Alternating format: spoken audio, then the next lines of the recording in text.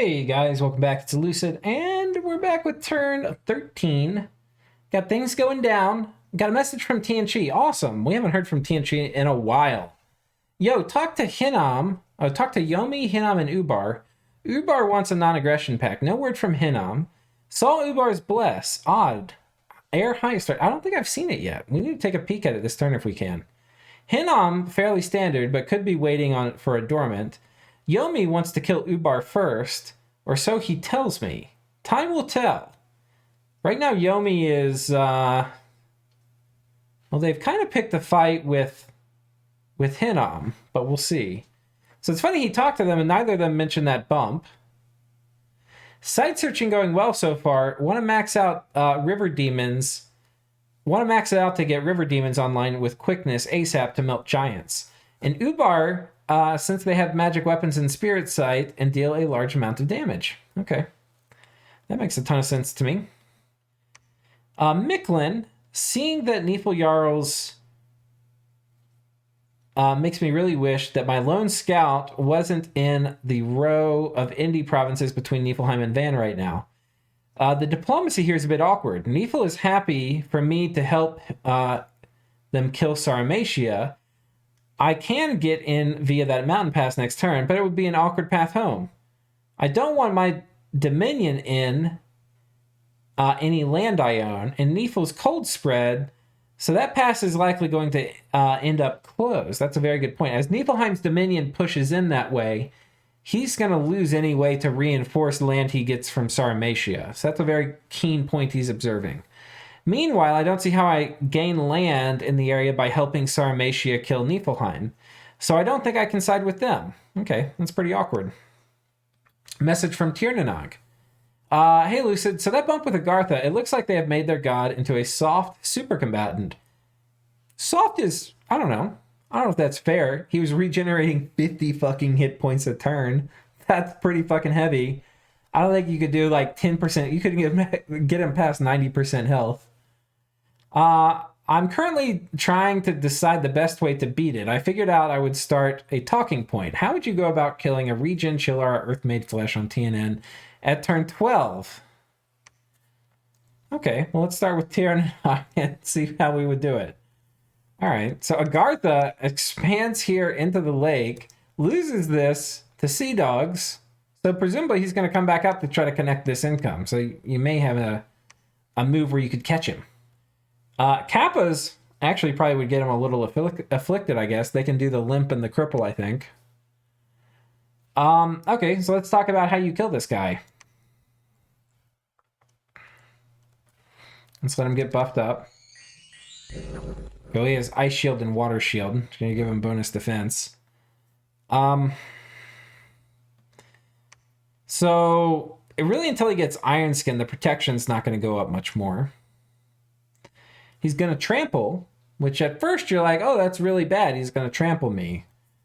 Further reflection could be good. Could be really good, right? Because if you're Mist form, you only take 1 damage from trample. If you dodge it with defense, you still take that 1 damage. So, I don't know about that. You know, you get... what's the bless here? Regen Chillara cold resistance. It's got poison resistance.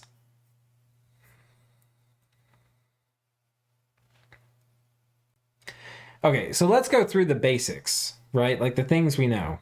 Okay, there's a few ways you could kill him. One way, the easiest, well, maybe not. I was going to say the easiest way. If you're fighting him in heat, where the Chillara is not very strong, but still a 17 Chillara, 13 Chillara might be still too strong. One idea you'd have to test. I'm not going to pull up a test game. Like, this is not an easy guy to kill this early, right? One option, you hit Conjuration 3, you bring all your mages, and you summon, like, 20 baby air elementals, right? That would probably kill him. But, caveat there, he's got Chillara. If they don't kill him fast enough, he will put them all to sleep, because air elementals don't have cold immunity. That's idea 1. A lot of air elementals. I don't know how many it would take. The baby ones, they're going to do shock damage. It would be pretty painful. They could potentially kill him in like 4 or 5 turns. Option 2 You do mist form on yourself, so you can't take full trample damage. You do your bless, so you get your bonus defense. And you put some weapon on yourself that's going to have a shot at killing him. Furthermore, you as TNN get access to pretty cool mages. So you've got the She-Lords, which we've been seeing a lot of. These guys. They can do mist form. They can also do, this is probably more than you would have right now, but like elemental fortitude. It's going to give you that much needed cold resistance. Right? And then you put a weapon on them, right? The other thing you can do, though, is you do have these guys, which they can come in a water random. So you can take a water random or you can put water gems on them. And you can cast quickness. And these guys with quickness on them, it's going to give them a lot of defense, so they're probably only going to be taking 1 damage. They can also do personal regen with a nature gem. So we're now past what you would have. Like, personal regen you could have, but you're unlikely to have like personal regen and mist form and the thing that's at alt 4, which is elemental fortitude. You definitely wouldn't have. But elemental fortitude would be really good in all this, right? But quickness is going to help. So you get quickness on maybe 4 of these guys, and you put on the little lightning sticks. I forget what they're called. I think they're at construction too. But you put some weapon on them. I mean, you could do other things. I'm not exactly sure what the best would be, but I think that's probably what I did, the lightning sticks. But you need like 4 of them. So, like, how would you kill him? I think the short answer is not easily. Right? Like, one way is you just try not to let him get in your way. Right? Like, you try to just avoid him. If you're going to kill him, you're going to need probably a lot of baby air elementals, or you're going to need buffed, fluffed. You could also fluff with, like, Moss Body, too. I don't know how much it would help for Sim. But, yeah, buffed, fluffed She-Lords that have anti-super combatant weapons on them. But then you have to know where he's going to move every turn. And then once he knows what you're doing, it might not work anymore. So, yeah, I don't think there's like an easy answer I can just tell you. But that's my best effort. All right, coming down to Tianchi. Tianchi isn't quite sure. Ubar wants peace. The demons beneath them are saying, hey, we're going to kill Ubar. Hinnom making friendly noises. Oh my goodness, they've attacked. We'll have to wait to go look at it because I don't want to go out of order. But otherwise, not much has happened here. We got a fort that's gone up, so hopefully they get some much needed mages, and we'll actually see what happens. But hard to say how this is going to go right now. For Lanka, they've taken this fort. They just send a tiny squad in, knowing there won't be much present. The Ganas go back, start messing with the wall archers, and then these guys run to the back. That was very clean. Didn't lose a single troop. Very well done, Lanka.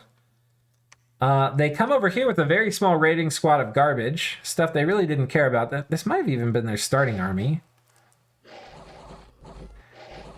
And they live up to their name of being complete hot stinking garbage. Losing tons of troops, but managed to kill the commander and get a rout. So they win here. Here, what do they attack with? Oh, just a single commander, and they're unsuccessful. But there are truly frightening amounts of archers in Machaka's capital. Truly frightening amounts.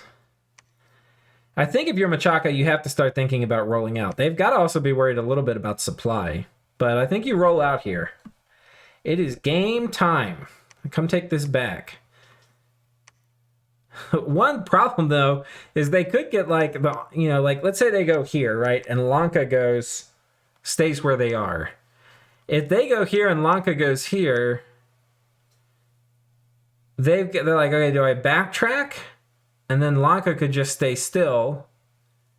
If they go on the fort, I don't know. There's some weird movement things that can happen. Where one outcome is Lanka gets between them and their capital, which is not something you want, because then they could get on top. Well, but then they could knock Lanka off the capital. Lanka actually won't be able to storm the capital easily. So I think like a base trade situation where you get your army from Machaka out here and try to take this is what you want. A lot more troops coming in here. Judging by how Lanka is playing, I don't think he feels on the clock. He's probably going to let these Dai Oni come in.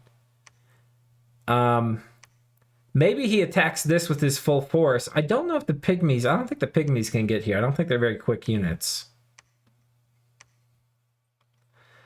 Map move 14, they would. Machaka might be able to move everything here, which I think would be probably the move I would do. Because it's aggressive. It could potentially be deciding if Lanka moves off. I think Lanka's going to do low commitment stuff and wait for this stuff to arrive, though. They get attacked by barbs here. So, good turn for Lanka. With a very, very aggressive anti-greed build. One thing I really like, though, is the adjustment the Machaka player did. They went on this really crazy bless, right? But it's completely countered by what Lanka has. And they're like, okay, fuck that. We're not going to, we went all in on our bless and pretender design, but we're going to make scales units. They made the correct call and have shifted. They're probably not making a single lion warrior, right? They're making pygmies. They're making slingers, which I think is the exact right call. They're not going to roll out until they have flaming arrows, but I expect they have that very soon. Very soon. Okay.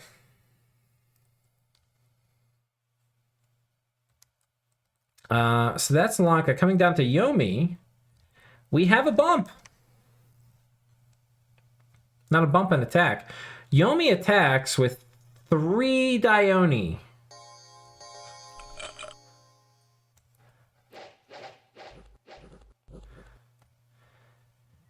Yeah, this Melqart's in a bunch of fucking trouble. What does he cast?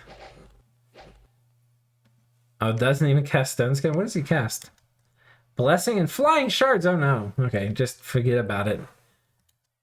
I mean, his odds of winning this are 0.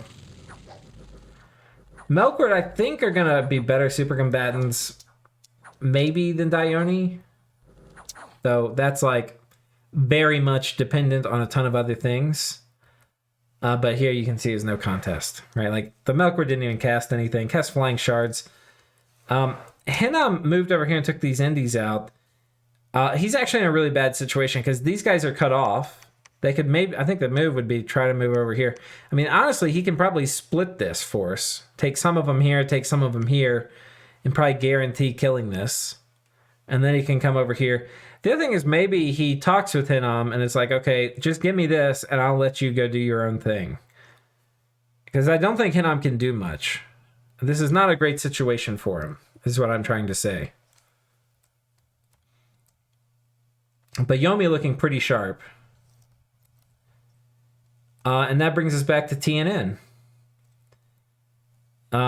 who we've discussed. Let's come over to Sauromatia. Sauromatia cosplaying Grippa, sitting in their capital, not choosing to defend any of their land. Oh no, they attacked here. Okay, so context. There was some Oryapata here, and they moved from here to here. And Niflheim correctly anticipated this. And here's the thing. You do not want to fight these guys in the cold, all right? I don't know if you've heard me say that enough. These Nifljarls, you want to keep these guys the fuck away from them in the cold. Possible exception of...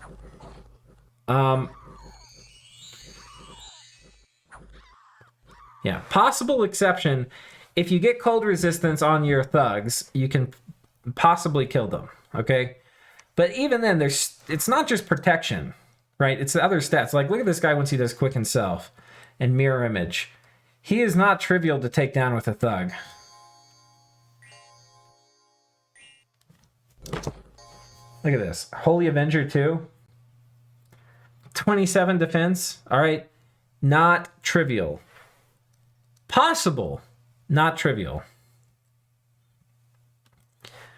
Anyhow. Fighting them in the heat, very good. Fighting them in the cold, very fucking risky. That said, this army was a little trapped. I don't know where they were going to go. Yeah, they killed one PD. So Niflheim being a little conservative, pushing back. Sauromatia not even taking this heat province back from Niflheim. Not loving that. But presumably he has some target. Maybe he's waiting for something. I don't remember if his god's awake. You know, he could have a god that's going to come online, like a dormant titan or something. We're getting to the time dormant gods are going to be waking up. But we could probably tell from their bless, actually, what they have. It's probably an imprisoned rainbow. That's what you normally see on this. Defense 5, magic weapons, undying. Yeah, this is almost certainly a rainbow. So I don't think we're going to be seeing a god waking up.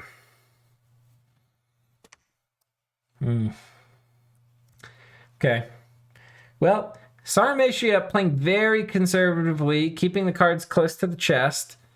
Miquelin is advancing on them. They've pushed farther forward, but we just saw from their message they have really cold feet about doing this. So I don't really know. I think he's explained all the logic very clearly why he shouldn't attack, but it looks like he's going to do it anyway. I think if you're a Miquelin, you would come up back here and fight with Vanheim. I mean, Vanheim doesn't really have that scary of a bless. I mean, you're also not really on the clock as Miquelin. Like, you could just kind of accept, like, maybe you come over here and take this, like, get the thrones. Or, yeah, I don't know. I mean, you can just wait for your blood economy to get going. We still don't see any Ocelotls yet. So, the blood economy is not going. I mean, the blood economy is going, but we don't have any signs of it yet in terms of the Jaguars. Agartha, I think we've already seen that. Starting to move his forces forward. We'll see, hopefully, very shortly. I think what we'll see is this army is going to stay here. This army is going to move here.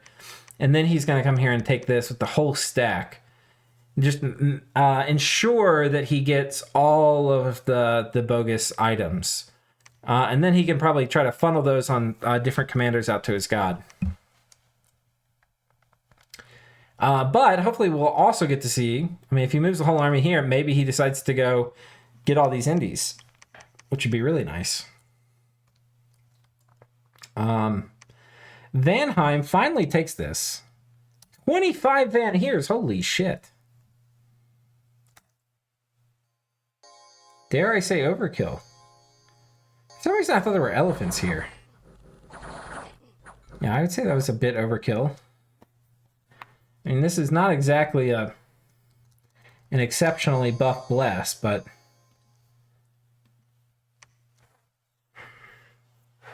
it's basically a thug bless. Except he has magic weapons and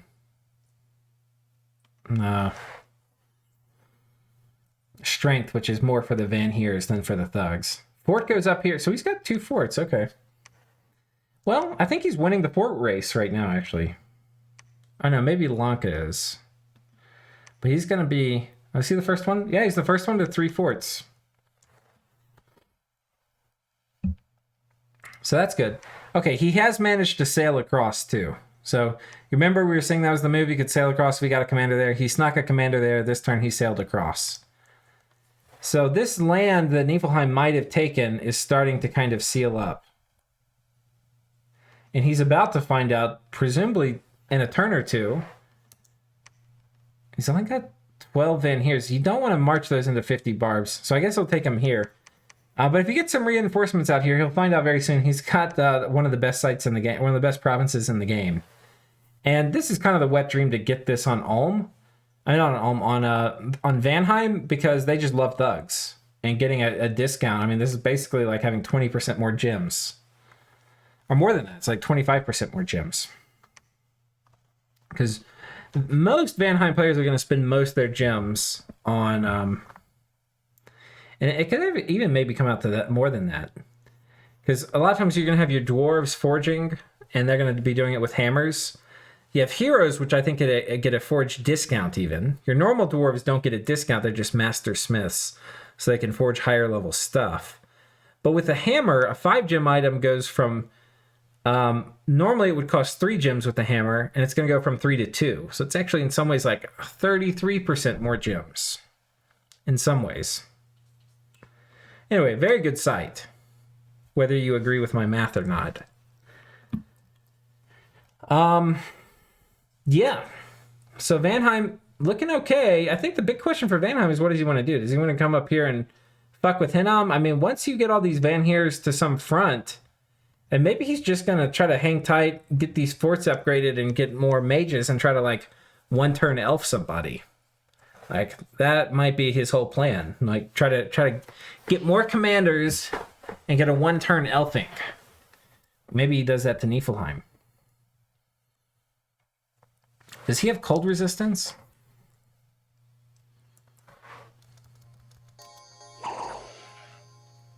He does. And it's cold resistance 10, which means he actually can tank Nifl Jarls.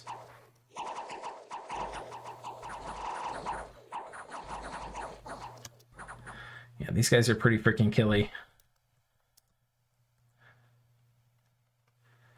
Okay.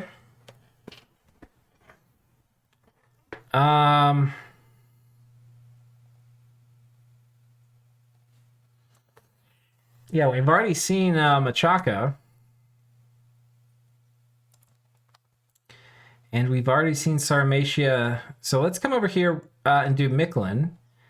Mictlan, I think we've already done them, basically. They basically have a big stack here, and they have to decide what they're going to do. Ubar, ooh, we have a throne battle.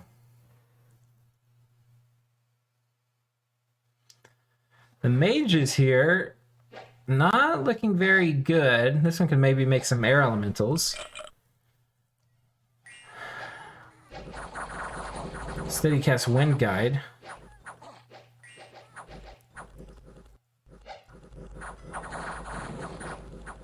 Thunderstrike coming down. Using those air gems for Thunderstrike. I think that killed Hawks. It's got Lightning Bolt. I think this guy got most of their kills. The armies have routed now, though. I don't know if they got the full army rout, but it's about to happen. I think Ubar is casting Lightning Bolt, too.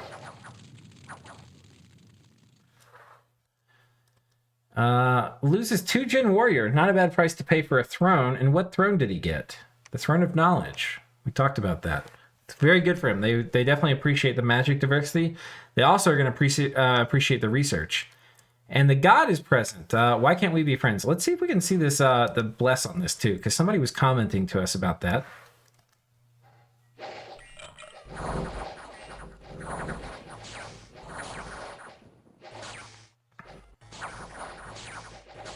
Yeah, I'm not sure where we get to see the Ubar bless. We'll have to keep an eye peeled for it. I have no idea what it is, guys. We can go back and like look at old turns, I'm sure.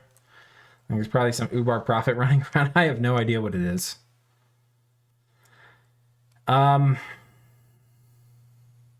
If it's high air, like somebody was saying, I think I understand that. That's like for doing Dark Skies and Galegate. Though you can do that with Ubar, I think, without any of that.